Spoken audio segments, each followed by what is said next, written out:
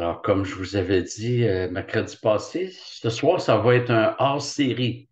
C'est-à-dire on, on va faire autre chose que l'Épître aux Romains et on va regarder plutôt un texte dans Exode 33. Alors, la traversée du désert par le peuple juif n'a pas été facile, hein, on s'en doute bien. Mais la raison principale n'était pas les défis propres au désert, ni euh, la rencontre de nations païennes. La raison, la première difficulté, c'est le péché du peuple. Et l'on trouve une parole de Dieu qui a dû faire frémir Moïse et le peuple. Moïse apprend de Dieu qu'il ne veut pas entrer en terre promise. Dieu préfère demeurer en dehors de peur d'exterminer son peuple à cause de ses péchés. Alors, on va aller de quelques versets. L'Éternel dit à Moïse, va, toi et le peuple que tu as fait monter du pays d'Égypte, monte d'ici vers le pays que j'ai promis avec serment à Abraham, Isaac et Jacob en disant, je le donnerai à ta descendance. J'enverrai devant toi un ange et je chasserai les Cananéens, les Amoréens, les Hittites, les Phérésiens, les Éviens et les Yébousiens. Monte vers un pays découlant de lait et de miel, mais je ne monterai pas au milieu de toi de peur de t'exterminer en chemin, car tu es un peuple à la nuque raide. Donc, ici, Dieu annonce qu'il annule son voyage. Euh, et ça a dû être une panique pour Moïse. Dieu dit à Moïse de poursuivre sa route vers la terre promise, mais Dieu ajoute que lui, il n'entrera pas. Alors que toute la promesse de l'Alliance, c'est j'habiterai au milieu de mon peuple. Alors déjà que Moïse trouvait extrêmement difficile de conduire le peuple parce que le peuple murmurait constamment contre lui et contre Dieu. Et là, verset 3, il apprend que Dieu met fin au voyage. Dieu débarque. Dieu avait jusque-là guidé le peuple au désert. On se rappelle que la nuit, il y avait une colonne de feu et le jour, une colonne de nuée qui guidait le peuple. C'était rassurant pour le peuple, mais là, Dieu dit que c'est terminé. Il précise toujours au verset 3, excusez-moi, je ne monterai pas au milieu de toi de peur de t'exterminer en chemin, car tu es un peuple à la nuque raide. La grâce de Dieu dépasse ce qui nous semble raisonnable. Évidemment, on va voir que Dieu n'a pas abandonné le peuple. Mais Dieu dit à Moïse, et peut-être pour le rassurer quand euh, même si Dieu se retire du voyage, il dit au verset 2 qu'il va tout de même envoyer un ange pour les guider, pour chasser les peuplades ennemies. Et Dieu ne renie pas ses engagements. Le pays qu'il avait promis à Abraham, Isaac et Jacob n'est pas remis en question. Mais il y a un problème. Même le meilleur pays du monde, même le pays où coule le lait et le miel, même les plus grandes bénédictions perdent toute leur valeur si Dieu est absent. Mais ce que Dieu est en train de dire à son peuple, c'est qu'il n'est pas intéressé à vivre au milieu d'un peuple pécheur. Imaginons la femme qui dirait à son mari que ce qui l'intéresse n'est pas d'être heureuse avec lui, mais l'argent qu'il gagne. Quelle insulte! C'est la même chose si nous désirons les bénédictions de Dieu sans sa présence. Ne pensons pas que Dieu voulait réellement rompre la relation avec son peuple.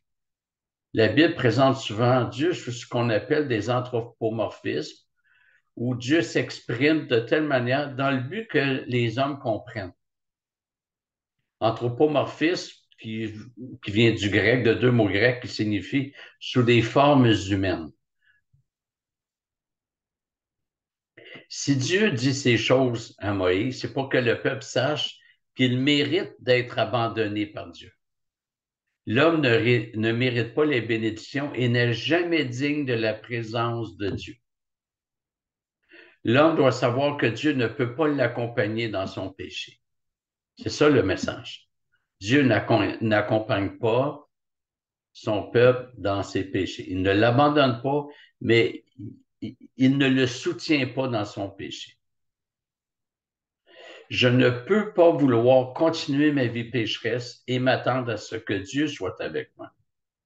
Si je veux que Dieu marche avec moi, il faut aussi que je désire marcher avec Dieu. On voit par exemple Enoch qui a été béni, c'est marqué Enoch marchait avec Dieu. Tous les chrétiens veulent que Dieu marche avec eux. Mais est-ce que tous les chrétiens veulent marcher avec Dieu? Si je veux que Dieu soit totalement pour moi, je dois désirer être totalement pour Dieu.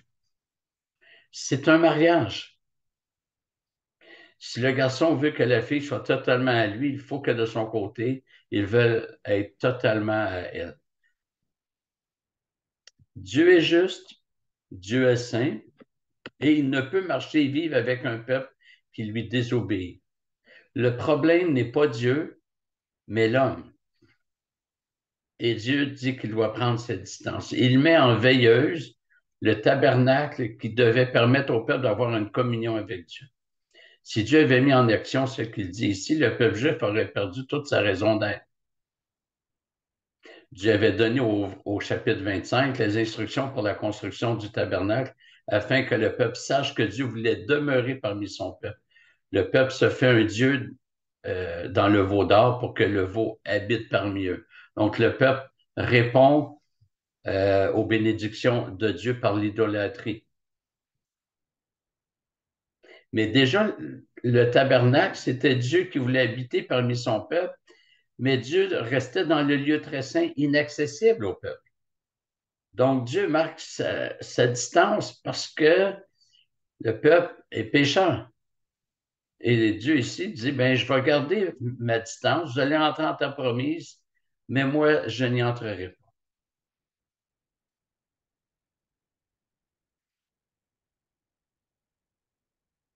Martin Luther a déjà dit que n'importe quoi que l'homme aime, il s'en fait un Dieu. Il le transporte partout où il va. Son petit Dieu est toujours dans son cœur, il l'a jour et nuit.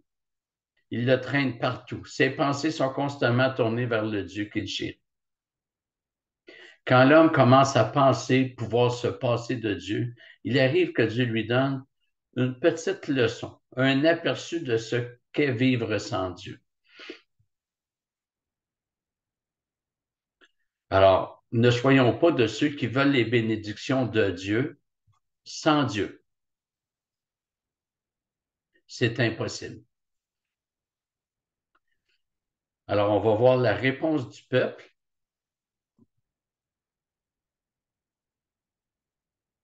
Lorsque le peuple eut entendu cette funeste parole, il prit le deuil et personne ne mit ses ornements. L'Éternel dit à Moïse, dis aux Israélites, vous êtes un peuple à la nuque raide. Si je montais un seul instant au milieu de toi, je t'exterminerais. Débarrasse-toi maintenant de tes ornements et je verrai ce que je vais te faire. Les Israélites se dépouillèrent de leurs ornements à distance du mont Horeb. Donc, la parole de Dieu, à savoir qu'elle est euh, abandonné son peuple, s'est répandue comme une traînée de poudre. Évidemment, ce n'est pas une bonne nouvelle. Tout le peuple est au courant de ce que Dieu a décidé. Le peuple retire ses ornements, les ornements qui étaient associés à la fête. Le peuple prend le deuil. Et le deuil ici, ce n'est pas nécessairement relié à la mort, c'est relié à une prise de conscience d'une situation euh, très malheureuse.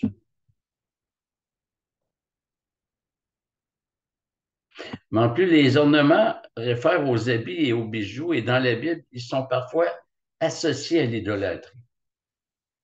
Donc, c'est appréciable qu'ils réagissent aussi bien de façon aussi subite. Quand nous constatons combien notre péché est grave, nous devons nous repentir sans hésitation, avec la ferme résolution de ne pas y retourner. Le peuple n'a pas eu un simple remords, il s'est repenti. La formulation hébraïque du verset 6 montre que le dépouillement a été définitif, signe d'une vraie repentance. Pour le veau d'or, le peuple avait ramassé tout l'or qu'il possédait afin de fabriquer le veau. Ici, les gens retirent toute leur parure pour se consacrer à Dieu. Au chapitre 35, on voit que le peuple a pris tout cet or pour le donner à Dieu. L'or a été utilisé pour la fabrication du tabernacle. Sans une réforme de nos vies, sans un changement de nos décisions, de nos comportements, il n'y a pas de vraie repentance. C'est-à-dire que celui qui se repent va désirer changer ses actions pécheresses en actions vertueuses. Ce que nous faisons avec les biens et les richesses que nous avons est un indicateur de notre condition spirituelle. Et on va voir ça très bientôt dans le livre des Actes. Quand nous comprenons la générosité du Seigneur dans le salut, nous avons le désir de consacrer ce qu'il nous donne pour les choses du royaume. Ici, c'est le peuple qui donne tout ce qu'il possède, les ornements, les bijoux. Il donne tout cela au Seigneur. Et on poursuit au verset 7. Moïse prit la tente, ou on pourrait traduire le tabernacle, et l'adressa pour lui hors du camp, à quelque distance. Il l'appela tente de la rencontre. Et quiconque voulait consulter l'Éternel sortait vers la tente de la rencontre qui était hors du camp. Lorsque Moïse sortait vers la tente, tout le peuple se levait, chacun se tenait à l'entrée de sa tente et suivait des yeux Moïse jusqu'à ce qu'il soit entré dans la tente. Lorsque Moïse entrait dans la tente, la colonne de nuée descendait et s'arrêtait à l'entrée de la tente, et l'Éternel parlait avec Moïse. Tout le peuple voyait la colonne de nuée s'arrêter à l'entrée de la tente. Alors tout le peuple se levait, se prosternait. Excusez-moi, j'ai un blanc. Je reprends. Tout le peuple voyait la colonne de nuée s'arrêter à l'entrée de la tente. Alors tout le peuple se levait et se prosternait chacun à l'entrée de sa tente. L'Éternel parlait avec Moïse face à face comme un homme parle à son ami. Puis Moïse retournait au camp. Mais son jeune assistant Josué, fils de Nun, ne bougeait pas de l'intérieur de la tente. Donc, Moïse dresse la tente de la rencontre. Cette tente permettait à Moïse de rencontrer Dieu pour le peuple. La tente était en dehors du camp, c'est-à-dire en dehors des installations du peuple. Ici, je vous ai dit que la tente, c'est le tabernacle, mais je pense que je me suis trompé. C'est la tente de la rencontre qui est à distinguer du tabernacle. Dieu marquait à la fois la distance qui le sépare du pécheur et à la fois son intention de demeurer près de son peuple pour le secourir. Est-ce que Dieu a abandonné son peuple? Non. Le peuple pouvait recourir à Dieu, mais en passant par un médiateur, Moïse. Tout cela annonce Jésus-Christ. Nous avons besoin d'un médiateur pour aller à Dieu. C'est le Christ. Et quand Moïse entrait dans la tente, verset 9, la nuée de Dieu descendait, signe que Dieu était présent. Dieu donnait un signe au peuple.